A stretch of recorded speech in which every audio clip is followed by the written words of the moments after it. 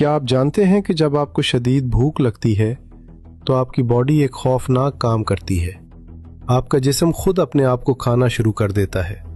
सुनने में ये डरावना लगता है ना? लेकिन इसी खौफनाक अमल को दरियाफ्त करने पर 2016 में जापानी साइंसदान को नोबेल प्राइज मिला। इस प्रोसेस को ऑटोफेजी कहते हैं। ऑटो का मतलब खुद और फेजी का मतलब खाना। जब हम भूखे रहते हैं तो हमारे हेल्दी सेल्स जिस्म के अंदर मौजूद कैंसर ज़दा और बीमार सेल्स को खाकर सफाई कर देते हैं।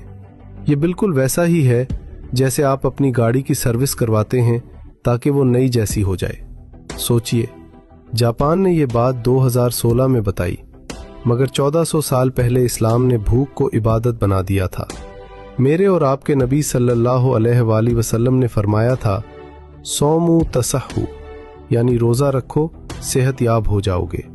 कुरान की सूरह अल बकरा में अल्लाह ने रोज़े का जिक्र करते हुए एक अजीब बात कही। अल्लाह ने फरमाया, और तुम्हारा रोज़ा रखना तुम्हारे ही हक में बेहतर है अगर तुम इल्म रखते हो। गौर करें, अल्लाह ने यह नहीं कहा कि मैं खुश हूँगा, फरमाया तुम्हारे लिए बेहतर है, यानी फ़ायदा तुम्हारा ही है। आज मेडिकल साइंस कहती है कि ऑटोफेजी का प्रोसेस तभी स्टार्ट होता है जब इंसान 12 से 16 घंटे भूखा रहे, और ये टाइमिंग बिल्कुल इस्लामी रोज़े के दौरानिये के बराबर है। क्या ये महज इत्तफाक है? ये सिर्फ सवाब का मामला नहीं, बल्कि कैंसर और बीमारियों से बचने का एक आसमानी डिटॉक्स प्रोग्राम है।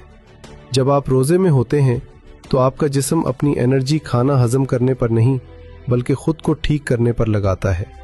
टूटे हुए सेल्स जुड़ते हैं, पुराना कचरा बाहर निकलता है और इंसान अंदर से नया हो जाता है।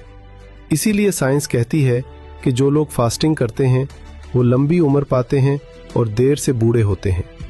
जिस हुक्म को हम बोझ समझते थे वो दरअसल अल्लाह की रहमत थी हमारी हेल्थ के लिए।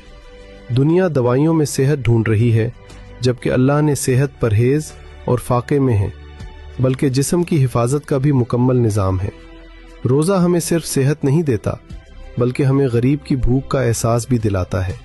साइंस ये भी कहती है कि रोज़े से आपका दिमाग ज़्यादा तेज़ काम करता है और फोकस बढ़ता है। शायद यही वजह थी कि मुसलमानों ने अपनी सबसे बड़ी जंगें जैसे ग़ज़वा बदर रमज़ान के महीने में जीतें।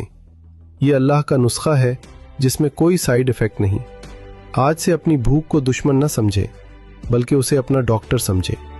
मगरिब आज इंटरमिटेंट फास्टिंग के नाम पर उसे अपना रहा है, और हम मुसलमान 1400 साल से इस नेमत से माला माल है।